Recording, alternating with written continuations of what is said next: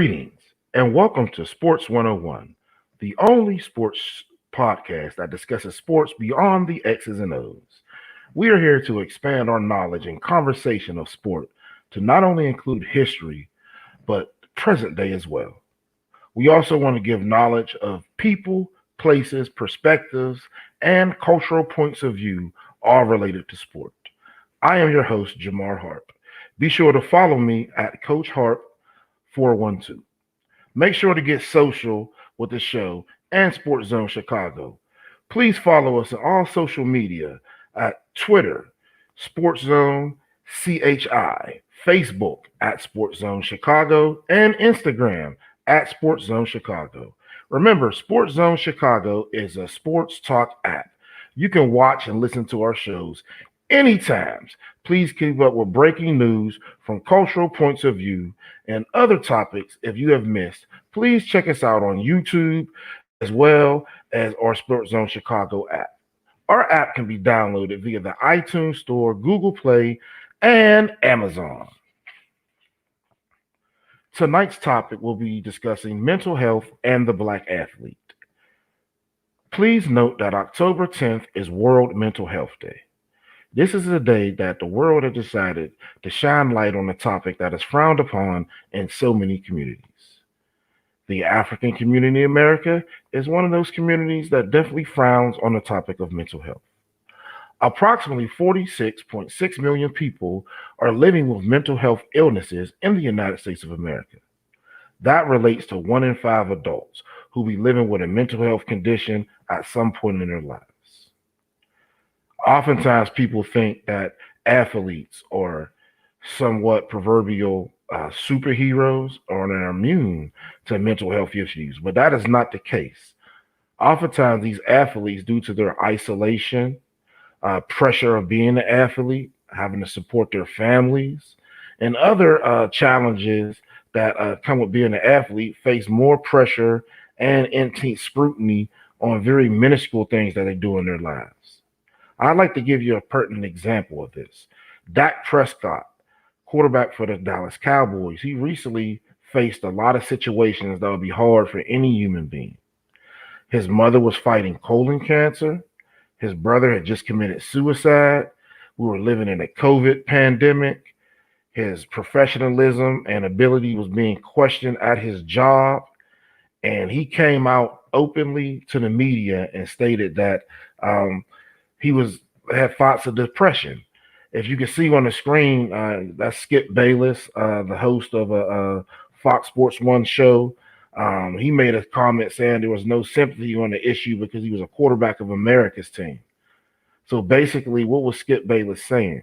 He told everyone that just because this man's job involved physical activity as well as mental aptitude, that he cannot have any forms of mental health deficiencies. He has to be a Superman.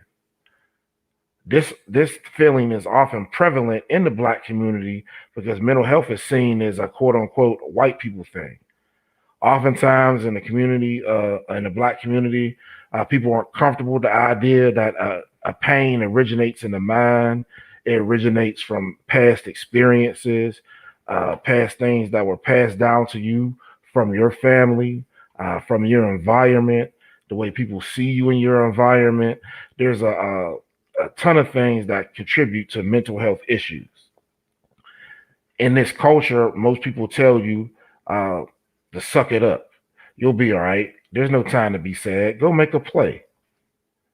You have to get this done. You can worry about your feelings later. People are getting shot, and you're worried about this minuscule thing. Oftentimes, athletes' mindsets are diminished because they are an athlete, which in turn adds to their mental health issues. In regards to African Americans, a lot of times people living below the poverty level compared to people living above it are twice likely to report signs of psychological distress. The one thing that shows that's very tricky is that with all this mental health, the suicide rates among African Americans are very, very low.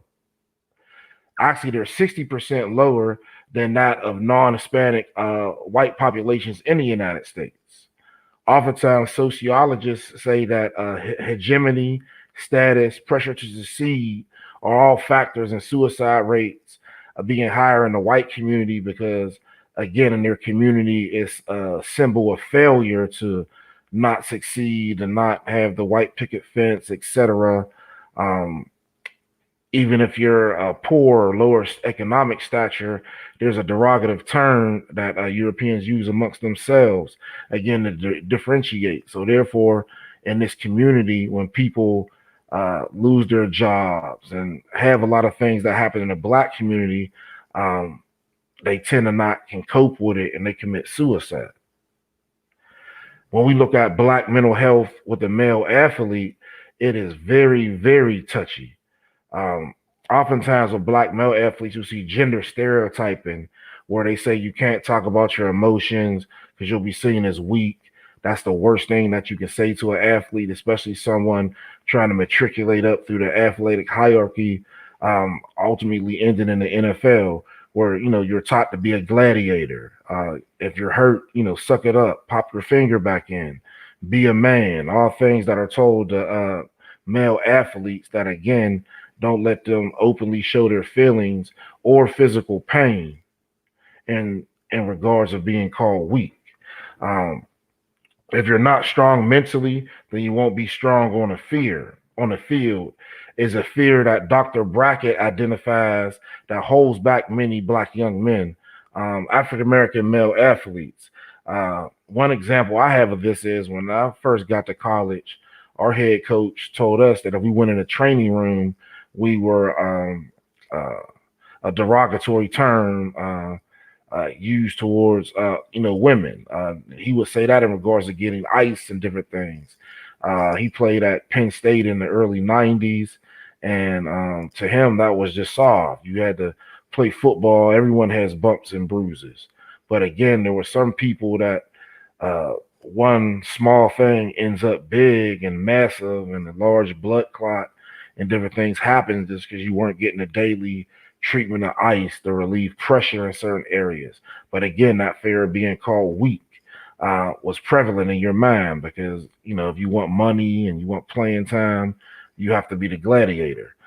Dr. Sutton, she also surmises that a person's behavioral outcomes are not solely based on individual interactions, but various systems within a person's life, meaning different things they have to experience throughout their life. Racial trauma against African American males is one of these microaggressions or different systems that they have. There's also micro assaults, micro invalidations. For example, when I was studying at the University of Iowa in my doctoral program, we would go to different conferences. And again, we're in a conference with all professors and all doctoral students. And you'll talk to someone and you'll talk about your research, and then they ask you, so you really do study, you really are in the program, but again, you're at a conference with all students and professors. So again, these are different microaggressions that over a course of time, sometimes if you're not strong-minded, can make you succumb to mental health illnesses. Different other things like purse clutching, door locking, crossing the street, not being able to get a cab in certain places are all different systems that you have to involve yourself with on a daily basis that again can contribute to mental health. We're not seeing this talked about like the other type of mental health that is used to again hold us down. Oftentimes this part of mental health is kept back, but the mental health that's used in the school system, again, that talks about our young black males, the alphabet system of mental health, ADD, ADHD, all these different type of disorders that oftentimes are placed upon young African American males under the diagnosis of affective-based psychological learning disorders. Sometimes they even come from depression and anxiety. Being a young child and seeing economic disparity around you will affect you, and also cultural elements. Sometimes the children are more social and active learners, and they can't sit in their environment at that young age, especially when it's not taught by someone that doesn't look like them. Um, Basically, what I'm trying to say in the synopsis is that race infects mental health disorders, what they look like, and how they're diagnosed. For example, in the school system, when a young black male has has a teacher, either male or female, from his same race, um, there's almost no descriptions or prescriptions of these alphabet mental health disorders that follow you throughout your life. Um, Young black males in elementary school, again, oftentimes, or the beginning of the system that leads into the prison system. There was a book written in 2007. It was called America's Cradle to the Prison Pipeline, a report on a children's defense fund. And basically, what they talked about is in this book, if you look at the test scores and the diagnoses of social disorder or learning disorders, a lot of those kids would often end up in the penal system, and following them on a longitudinal basis throughout their educational careers. It would go from failing to failing with a emotional and physical outburst, to maybe even dropping out of school, and then to crime, and to sometimes drug abuse.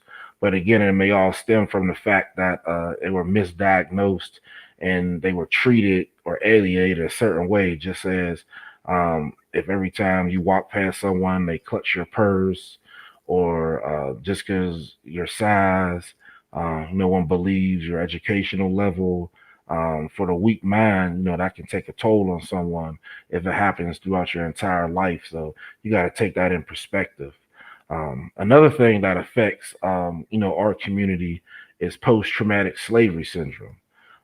Post-traumatic slavery system is a theoretical concept that explains the ideology and the adaptive survival behaviors in the Black community or African community throughout the United States and diaspora after the transatlantic slave trade. The condition exists as a consequence of multi generational oppression of Africans and their descendants, resulting from centuries of chattel slavery.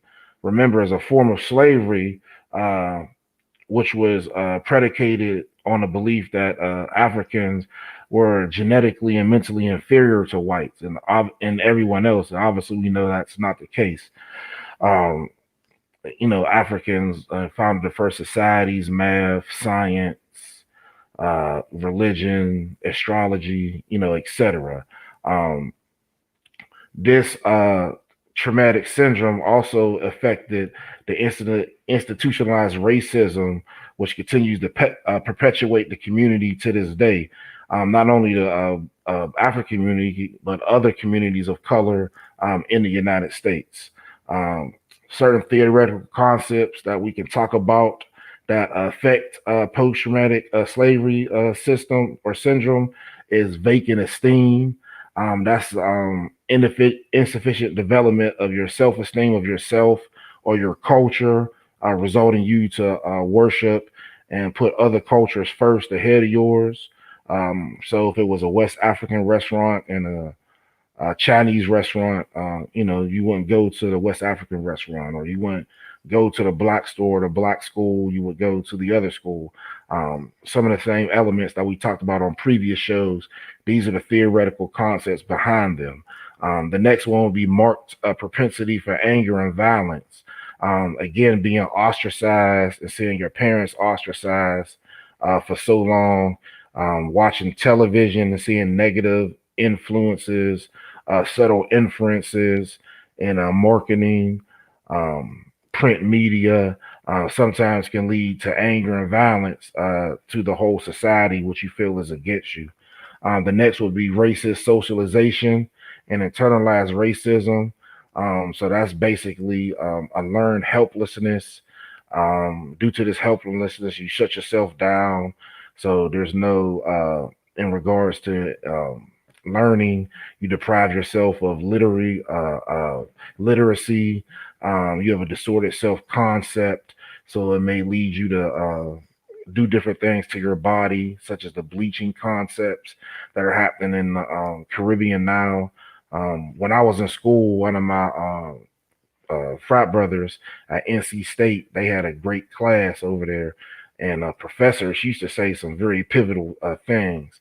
One day, she said that the African American women wanted to be white because the way they were doing their hair, and then the white women wanted to be African American because they were going through their phase of doing their hair and dressing and immersating themselves in popular culture. So a lot of different things were invoked just to get people to think of, why do I do these things? What image am I trying to portray? Who am I trying to emulate? Who do I feel is beautiful on the inside? Um, so again, all of those things are related to post-traumatic slavery syndrome. Some other examples would again be minority athletes consistently going to predominantly white institutions when your own institutions were winning. Certain pressures of being the only one in a meeting. For example, Doug Williams' first year with the Tampa Bay Buccaneers, he played the whole year and he started most of the games, but none of the coaching staff would talk to him. So the head coach or the offensive coordinator didn't talk to him all week. He would just go out there and play and call plays. So think of how difficult that is mentally to try to lead a team to win, and you're not getting coached, and you can't bounce ideas off of anyone. Sociologist Harry Edwards, um, he finds a lot of great problems with this. In his work, he suggests that analysis of heightened value placed on sport involvement by African American men is defective unless it takes account of certain factors, race, and a restraint upon the different life chances you may have. Remember, unequal access, economic and cultural deficiencies, and then the quest for power. In regards to what's going on now in present day America and went on in the past. Everything is in regards to power. If I give these certain groups, whether it be the African American group, the Hispanic community, the LGBT community, power, then I'm losing power, and I don't want to lose any power. So again, that's what everything boils back to is power. What Edward says is, contrary to popular belief, a career in sports doesn't free black athletes from pains and tribulations from outside, the world. Because again, they're not only part of their own community, but they're stigmatized for every little thing they do in regards to today's social atmosphere. Among former NFL players, Black, Hawaiian, and athletes from other racial backgrounds reported worse physical and mental health outcomes than white players. The widest health gap emerged between Black and white former NFL players. These findings come from the Annals of Epidemiology, the August 4th edition, and based off their statistics, they surveyed about almost 4,000 former NFL players between the ages of 24 to 89. And they put them in different categories: Black, white, and Hawaiian and other races. And what happened is the Black former players were 50% more likely than white former players to have pain that interfere with daily activities, as also as greater depression and anxiety. Remember, I'm a gladiator. I'm making this money. I can live in this nice community. I can live away from all the social stress that I live my whole entire life. However, the NFL, there's no guaranteed contracts. So oftentimes, well, not oftentimes, 100% of the time, there's only a few that get those big contracts. But all NFL players downsize after their careers are over. And then it's a downsize and they immerse themselves back into the local community. Now, remember, wearing a helmet, and I retired 5 years ago. I'm not an NFL player no more. I'm a Black man again now. So now I'm going back into this circle where I'm going through these systems that oppress me and create to my mental and social displeasure. Analysis point out that persistent and dramatic gaps in health and outcomes among former NFL players were uh, more pronounced than black athletes, and that was the reason. Um, Systematic and structural racism has been linked with worse mental and physical health conditions, as well as higher mortality rates. Additionally, past research indicated that non-whites are more likely to receive lower quality health care than whites.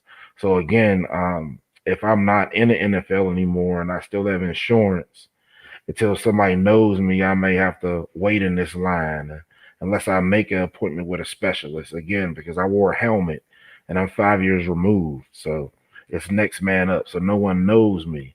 So not only I'm getting oppression from all the devices that affect the black community, but also mentally, I went from the top back to the bottom again, and a lot of athletes can't take that. Um, the 2020 NFL draft was a prime example of trauma-based propaganda. Again, that this propaganda, it forces young athletes that play professional football to aspire to this, but then when the people that don't, they just get pushed to the wayside.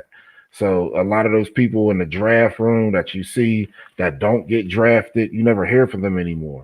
So they go from being a potential pick to working a menial job.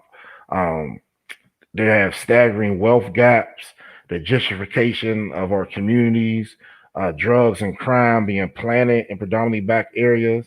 All these factors created an environment where black children felt the sole way to prosper was to become a professional athlete. Biggie had the classic term, either you're slinging crack rock or you got a wicked jump shot. So when you hear these two options all the time, you'll gravitate towards them instead of pushing towards being a business owner, a scientist, etc. Sports is fun filled and innocent, but oftentimes in our community, what is it considered as? The difference between prosperity or poverty, and it's just a game. You got to remember, these kids start playing sports about 5, 6 years old, and they have this pressure up to 18 about where am I going to get a college scholarship from. And with this pressure, so many gentlemen go through high school and don't get their education, go through college and don't graduate. So now we get athletes that are miseducated and get their funds stolen from them. They can't capitalize on different opportunities when they get out the game because they don't have the education. They need someone to do everything for them. There was a SAMHSA survey in 2018, and this is a nationwide survey of drug use and health. And it talked about the 16% of Black and African Americans reporting to have mental health illnesses in the United States. This is a staggering number because Blacks and multiracial people in America who are still Black. Remember, there was no multiracial before 1865. You didn't get a half a day if you were one of the master's children. You just had to work in the house. But Black people only make up 16% of the population. They have 16% of reported mental health cases, and I just reported. We know so many other cases go unreported. That's just devastating. Another thing that contributes to this is absentee fatherism. Absentee fatherism leads to oftentimes either a figure from the streets or a coach or athlete on TV being your role model, being your surrogate parent as you go through your journey trying to get a college scholarship. Oftentimes, these young Black men are taught their gifts that are just on the football field, and they are not taught that if I can recognize a defense in 2 seconds, I should be able to do this math problem or to get me an engineering degree. So again, these young men, not only outside of football, they have a great potential as writers, artists, poets, business owners, professors, start a sports podcast, show, etc. So again, we're going to continue after a short break. Thank you for tuning in, and we'll be right back. Please take a look at our sponsors and our paid advertising.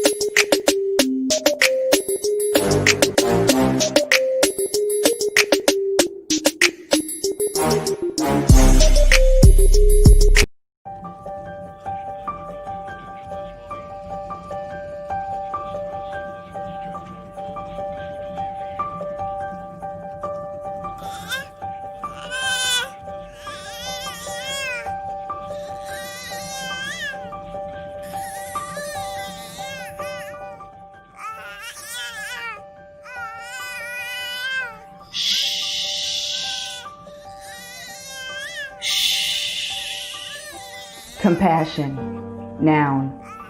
Sympathetic pity and concern for the sufferings or misfortunes of others. We're all born with it.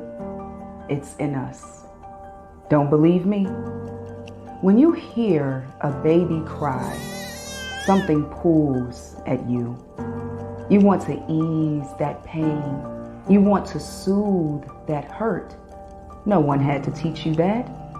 It's called compassion, and it's in you. However, at some point you turned it off when it came to me. Me.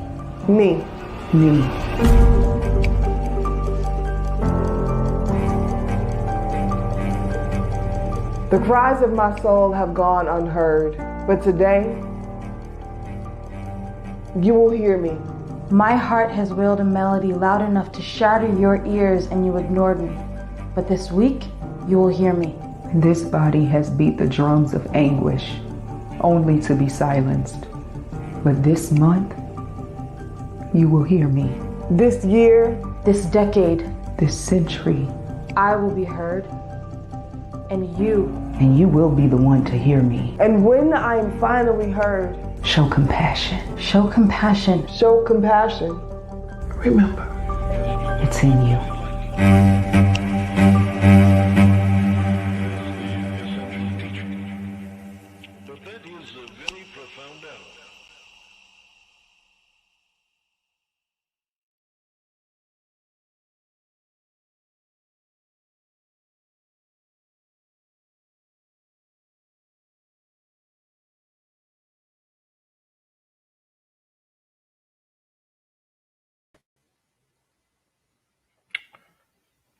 I hope everyone got their snack.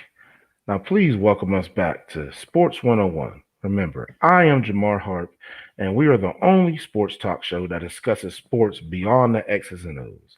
We talk about the game from our four P's perspective. That is people, places, perspectives, and cultural point of views through the lens of sport. Make sure you get social with us and follow us at SportsZone Chicago. You can locate us on Twitter at SportsZone CHI, Facebook at SportsZone Chicago, and Instagram at SportsZone Chicago. Subscribe to our YouTube channel, search SportsZone Chicago, but most importantly, download the SportsZone Chicago app via the iTunes Store, Google Play, or Amazon. Thank you for enjoying our PSA, and remember, if we know thyself, we will not put ourselves in certain predicaments where we don't have to hear our women, we listen to them. Remember, in Africa, it's a matriarchal society where women run things. So if we go back to what we did, then we won't have these certain situations. Continuing with our discussion on mental health in the Black community, and particularly in the sports paradigm. Let's now talk about the psychology of going to historically Black colleges and universities. Again, Maku Maker, Mikey Williams, Bronny James, the recent athletes that Deion Sanders has offered and signed some, including the gentleman that's leaving Mississippi State. There's a resurgence or a Sankofa movement, i.e., going back to where it all started with the top athletes considering and selecting historically Black colleges for football and basketball.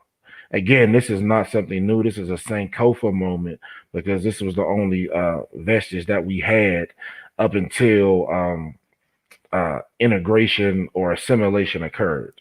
Remember, until the 1970s, the historically Black colleges and universities got the best Black athletes.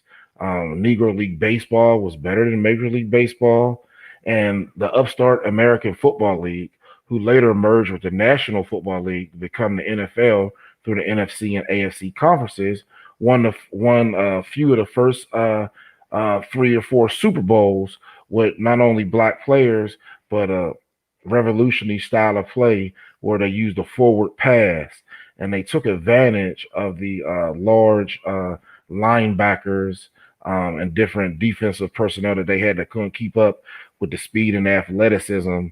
Two buzzwords you hear all the time in regards to Black athletes. If you look at our screen right here, you'll see a litany of historically Black colleges, both Division I and Division II. Remember, please support these institutions, Sports Zone Chicago, as well as Jamar Harp and Sports 101. Proudly advocate historically Black colleges. If you need any information on them or you decide to go, you can contact me at jharp@livingstone.edu and ask me any questions in regards to Black college enrollment.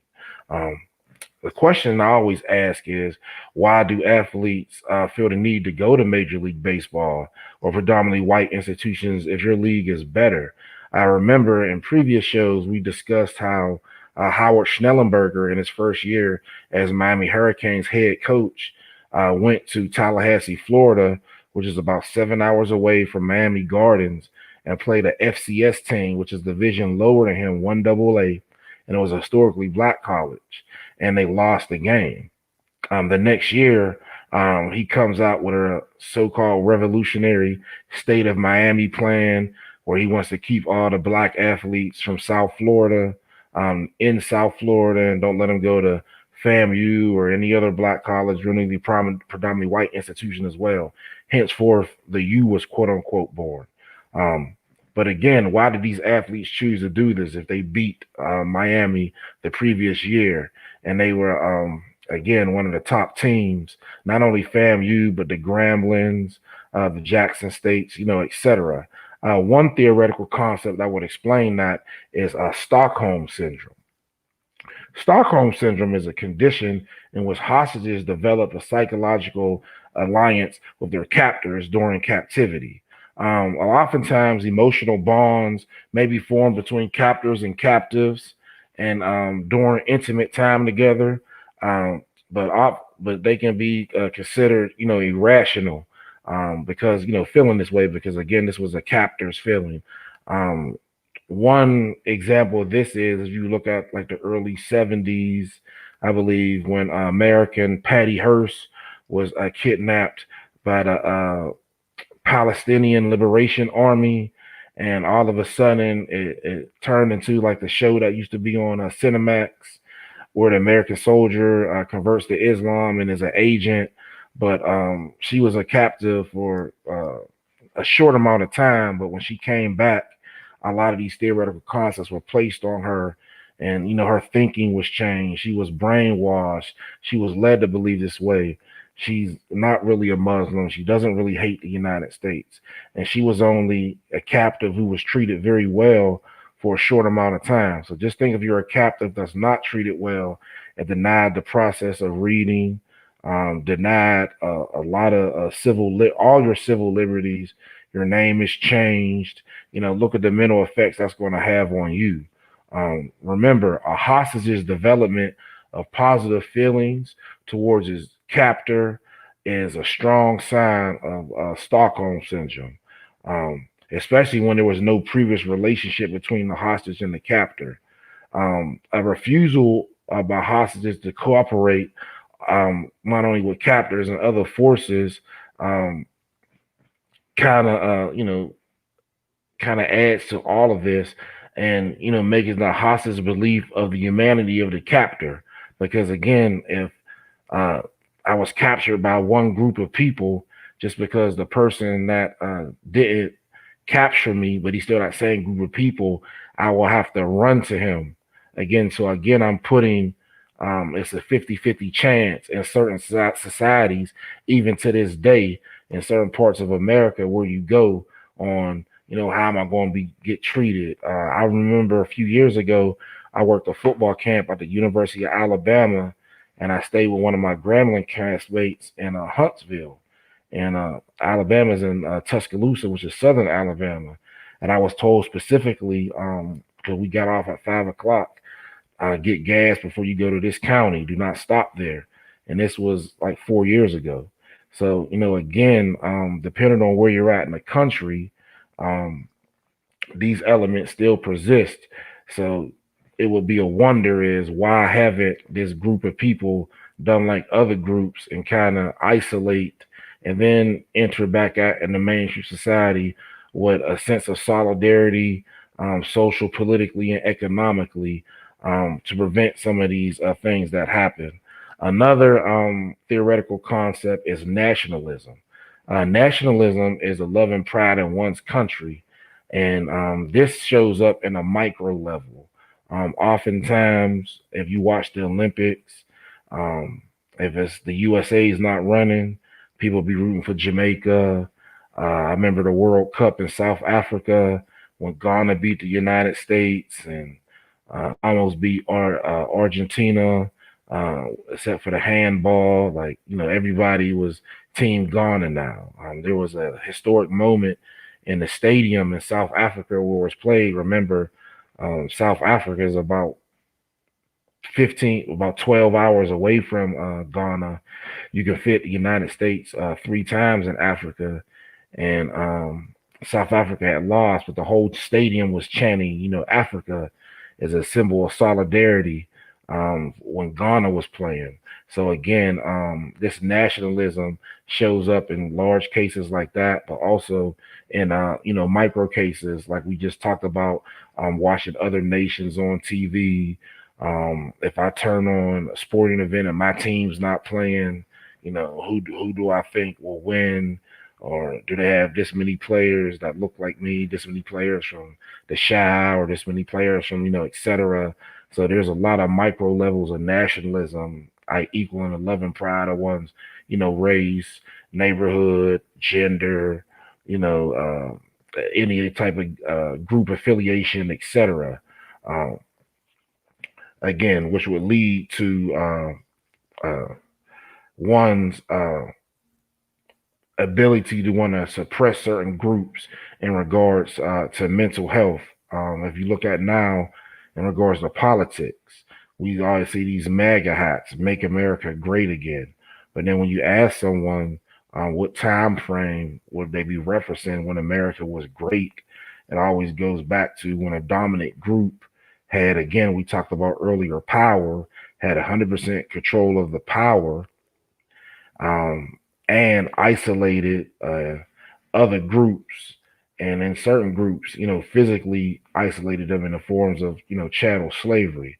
So when you hear these statements and just ask the pertinent question, well, what time frame or what year are you referring to when America was great? So again, just like in sports, there's certain buzzwords. He's athletic, he's gifted, he's natural.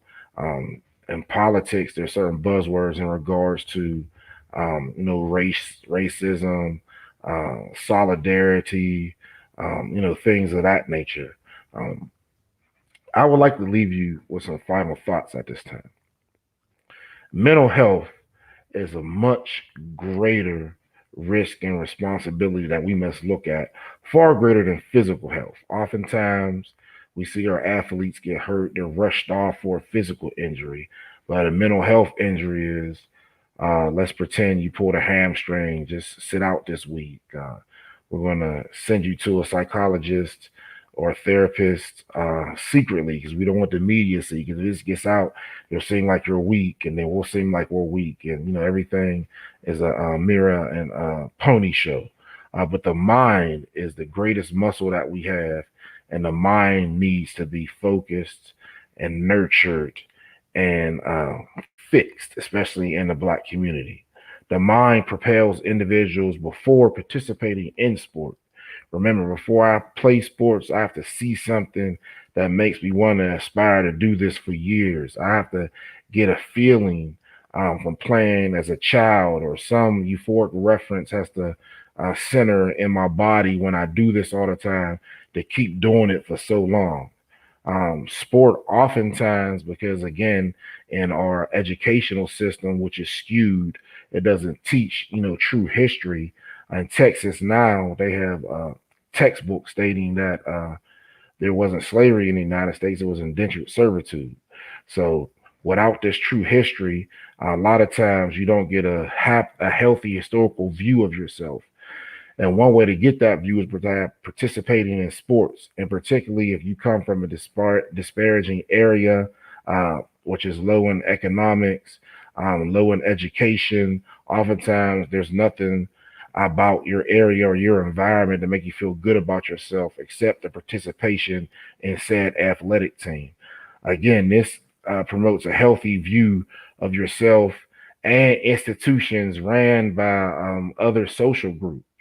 Remember, oftentimes when you graduate from college, the most people that are hired are former athletes. I had, once I received my injury and I knew I wasn't going to play professionally, I interviewed with Enterprise Rent a Car, GlaxoSmithKline, and Norfolk Southern Railroad. And pharmaceutical company told me they hired former athletes because at that young age, they needed somebody that was used to, the rigors of, working, and they can get up in the morning. Remember, as a normal student, I didn't really have any pressures of getting up at 5 o'clock and running and then going to class and doing all these different things. So a lot of times jobs want to hire you like that. And again, playing sport does elevate your mental health, but again, sport can also hurt it. So what we have to realize is in this sport context, how if I'm in the presence of people that look like me, I can stop a lot of these devices that happen on predominantly white institution campuses that alienate Black athletes or Black students in general. So if I cut out those devices and I put myself in an environment that shows and broadcasts me, then I will feel better about myself. What do you think, Maya? I wasn't going to interrupt you because you were on such a roll and I was enjoying it all. So I was like, I wanted you to get this out. I wanted you to talk about it. But I think your final thoughts are really succulent, that people, what they need to see now in front of them is look at the amount of athletes that have found the courage to come out and speak about transgressions, microaggressions, macro assaults that they have had from coaching staff.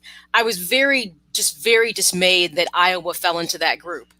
When it came out that their strength and conditioning coach, I think Kurt Ferentz, got a pass on it, so to speak, spoke how one guy actually came on Sean and I in the morning and said he chose to leave the program because of how disrespectful and how they were spoke to and how they were marginalized. And then all of a sudden you saw around this country, it sounded like it was majorly, I feel like, more football than it was in other sports, athletes speaking out against all these types of behaviors that for the longest time had been sanctioned as, this is the culture, this is how someone talks to you, this is interesting how I build you up to tear you down. So when you talk about that mentality, I don't think it's new, Jamar, just in college. I think if you come from high school, you may see similar issues. Remember several years ago in football, we saw this with Rutgers, remember? Yeah. Coaches were fired for, using inappropriate language and being being in the player's face and thinking they could physically put their hands on them. And to me, that's the fact that for the longest time, that type of culture has allowed to happen is absolutely just ridiculous and so unacceptable. But I think the problem is, even though athletes are stepping up and they're finding their voices, I feel there is really a pacification, as I feel like there's a pacification in everything right now. I don't feel like any real things have been addressed in all the protesting and all the things that's going on.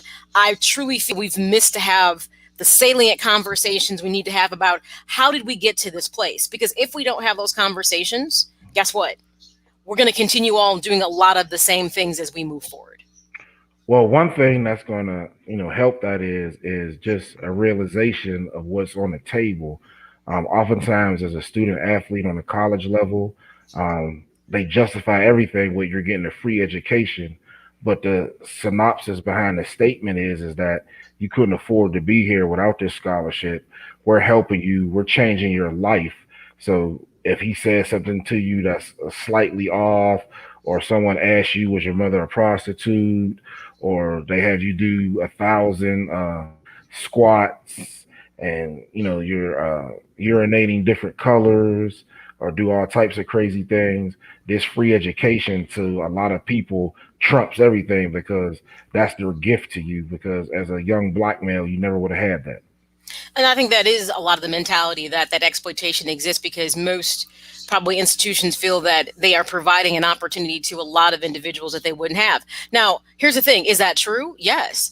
But it isn't unique just to that group of people, so to speak. You know what I mean? That opportunity to play at that high level, well, obviously that's exclusive. That's an exclusive group of people based on their talent and ability. You know what I'm saying? Regardless to what their social economic situation is, it's their talent and skills that those universities are interested in. And they're willing to do the rigmaroles and entice them with things that obviously lead down other paths. So you're right. I think it's so sad that so frequently that the mental health piece, being that I'm a mental health professional, so I was really happy to see you do this show because I think it's something that's so frequently swept under the rug. That the idea of trauma is something that's so easily not addressed by many people. In fact, people that are so accustomed to trauma don't know that trauma is actually happening, if that makes any sense. They become so accustomed to it that it's acute trauma that it's just they internalize it, just like many African Americans have internalized racism. It happens so frequently, they kind of go, yeah, okay, and move forward. So it's so interesting that there is a lot of stress, and we have seen, look at the amount of suicides that you see, or just people falling into desperation, like Delonte West. That situation with him I found to be so sad. Literally, he has fallen into clearly there was obviously a mental health issue there to begin with. And here's what I think is great. When Dak Prescott talked about it, I'm like, it's important. Brandon Marshall talked about it. It is important when individuals address they have depression, because here's where Skip Bayless was just ignorant, flat out ignorant. It doesn't matter how much money you make, you're still human. Yeah. So at the end of the day, if you have circumstances like your loved one is sick, a family member commits suicide, what money in the world is going to change my situation emotionally for me? It's not. Well, one thing you're forgetting is I don't know, I'm sure you remember, but a few years ago, ESPN did a special on 100 best athletes of all time. And the number one athlete was a horse. Secretariat. Secretariat. So if I lose the number one, a horse, and I'm a black man, then what am I classified as? So all these sports writers are looking at you as, just you're just pugil property. Well, at least Secretariat was a kinder, gentle creature. Yeah, yeah, By the way, who was definitely an underdog story. It is interesting how we put things in perspective because some people don't even feel like horse racing a horse is an athlete. I'm like, well, yeah, it's a weird conversation if you think yeah. about it. I think you have to put things into perspective. But we always like to criticize people. Like you talk about people like Michael Jordan. If you think about him, Michael Jordan went through a lot of depression. But the difference is he's one of those people that likes to suffer in silence. The loss of his father was something that really he struggled with. We have seen a softer side of Michael Jordan as he has gotten older. I think he has learned to be open and to make adjustments, and he's grown. But there was always this thing, well, he's too much of a competitor, or he's this or he's that. But what people don't understand is when you play at that level and there's expectations, the mental resolve that you have to be able to survive and not crack under pressure is difficult. And look how many individuals crack under pressure when things don't go the way they would like for them to. Exactly. And oftentimes, Maya, in sports, this pressure that we talked about in regards to former athletes, it results into drinking, physical behavior. There's a lot of people that have different things that happen with their wives. There are also incidences of suicide if you look at Junior Seau. But again, Dave Dorison. Yep, Dave Dorison, a great bear, but that falling from the top to just being, ordinary guy now, and not that mental reserve that Michael Jordan and others have, that keeps them from getting to that level. If you look at a Charles Barkley and people say, well, he's a hater, he always says some crazy stuff on TV, but if Charles didn't think like that, he might be doing some deviant things. So oftentimes athletes use that, and as a mental health professional, is a shield. It's a crutch. It is. It's a way to, you're right, to keep the world outside, to try to keep things at bay. I always tell people, and this is why I'm not one to judge. I made a good example, and I'm only going to say this. It steps out of our conversation about race, but I had to correct somebody on something. The conversation was about, I don't feel sorry for, Mitch Trubisky because he got benched. And I said, it's not about you having sympathy. It's about having empathy. Because regardless of how you feel about his level of play, he's still human. He's embarrassed. He has to stand there and go through the game knowing that he failed. I said, we always believe that athletes are not, we put them on, what it is? We put them on a pedestal. Hence, we believe that it's okay to deconstruct and to tear them down. We think we can elevate you when we can tear you down. And that's generally what people do. We don't understand they have the same everyday issues that we do. They put their pants on the same way. Guess what? They do everything the same way we do. We just pay them an exorbitant amount of money to entertain us. But I'd ask you a question. Whose fault's that? And when you look at Mitchell Trubisky, people don't understand that on an NFL team, it's only 53 people. So it might be 22 on defense, 22 on offense, and some specialists. So Mitchell Trubisky's going in a situation where there's 3 people in his quarterback room. He's number one. Now he's at the back of the line. And he has to come, every day. So again, the mental health and just being able to come to work every day in a situation like that, where you're asked questions and they antagonize you all the time. We look at, Ryan Leaf, who wasn't able to handle that mental pressure. No, he was not. So it takes a lot of mental fortitude to lose your job and still come out and, say the political lines, I'm a team player, things of that nature. And I would tell most people, and this is where people need a reality check. Seriously. I'm like, stop. What it comes down to is it doesn't matter how much money people get paid when you're under the gun at your job and you're not the person in control. It's a difficult situation. So I say, before you decide you want to tell somebody what they should be doing or how they should feel, how would you feel at your job when your boss comes down on you? It's no different. They just have a job where it's a higher profile and they make more money. But people assume that because you make more money, it means that somehow there should be a caveat for you to be treated a certain way and be disrespected. And it doesn't work like that. Because again, we have decided as a society to elevate these people to that level. I don't look at anybody like that. I really don't. I was like, okay, they got more money than me. But I guarantee you, More money, more problems, as you were quoting Biggie earlier. Yeah, And that's yeah. what people don't get. And you know what? We say what people should do. You know what? It's easier for us to be judgmental because we're not walking a mile in their shoes. And most people, when they think about how frequently you see these issues happening, you're like, well, why is this still happening when you knew this happened to the person before you and the person before you? Because until you're in it, you don't know necessarily how to navigate things because everyone doesn't have that mental resolve. One of the things for me, especially I feel like lately I've seen, is being a crisis intervention specialist in the ER. I come across all kinds of people, black, white, purple plaid, you name it, walks of life, different age groups, the whole dynamic. And I can tell you sometimes some of the most heartbreaking things for me outside of elderly people, who I just feel like they feel like a forgotten group of people at some point in their life, often are black men. Because I know we have a lot of conversations about black women. We have distinctively different narratives that are both entrenched in a lot of pain. And that's why the post-traumatic slave syndrome is a really interesting book to read, as well as to grasp an understanding, because it's at the basis of our relationship of why we have very dysfunctional relationships within our own culture, truth be told. But I listen to a lot of men, and can I tell you the amount of trauma they legitimately experience? Oh yeah. Like black men, like literally like being like kicked out of their homes when they're 12 or 13 and living on their own. And just, it's interesting. And I'm like, how does this possibly happen? There is a lot of trauma. And we know this happens if I'm seeing it, at once upon a time, some of these athletes were some of these boys that I see. I know they were. But the difference was they had something that could pull them out. But trust me, people wanted that from them. You know what I'm saying? They had something that people wanted. They didn't invest in them as people. And this is part of, by the way, I'm not sure if everybody saw the first recruitment video that Deion Sanders did. What's it called? The Sonic Boom. Did you see it? I loved it. I'm like, Deion, I love it. I'm like, no, please, you got to show up. I enjoyed it. But the thing about that energy, and I said, you know, you're right when you talked about everything from Stockholm syndrome, you listed a whole bunch of things of why there was a lateral move from blacks going to HBCUs to traditional universities. To be honest, I'm partially probably guilty of that. Seriously. Me as well. I'm gonna take some full ownership and say, I know I was 100% guilty of feeling, I'm just gonna flat out say it, that I didn't think going to an HBCU was good enough. I'm gonna say that.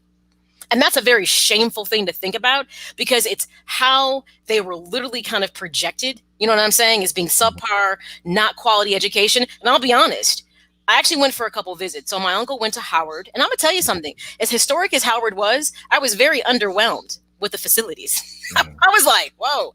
My aunt went to TSU, which is not necessarily a HBCU, but the population was largely black. And I have to say, from a standpoint of resources and how they were kept, I was like, why would I go here? I was like, why do they look like this?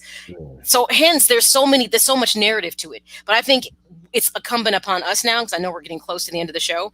It's incumbent upon us to reinvest in something that was meant for us. Because I'll say right now, as a society, we need to focus inward, and I'm not preaching segregation. I'm saying we need some internal healing. And I think that's the best place for it legitimately to happen for some of our young people. Definitely. And in closing, again, if our young men and women had a spot where they could come together and grow, learn, and love one another, then a lot of these narratives would stop. Thank you for listening to us. My name is Jamar Harp, and you just heard from producer Maya Kai, and this is Sport101. Be sure to follow me on Twitter again. I am Coach_Harp412, and get social with our show and check out SportsZone Chicago on these various social media platforms. At Twitter, you can find us at SportsZone CHI, Facebook at SportsZone Chicago, and IG at SportsZone Chicago. Remember, subscribe to the YouTube channel, search SportsZone Chicago, but most importantly, download our app in the iTunes Store, Google Play, and Amazon.